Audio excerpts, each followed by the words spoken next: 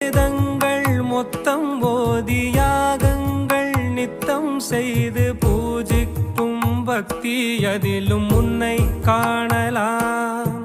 பசி என்று தன் முன் வந்து கையேந்தி கேட்கும் போது தன் உணவை தந்தால் கூட உன்னை காணலாம்.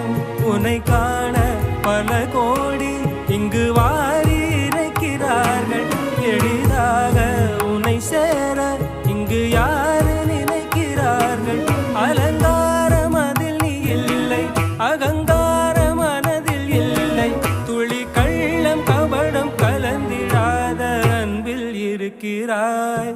உணர்ந்தேன் உனையே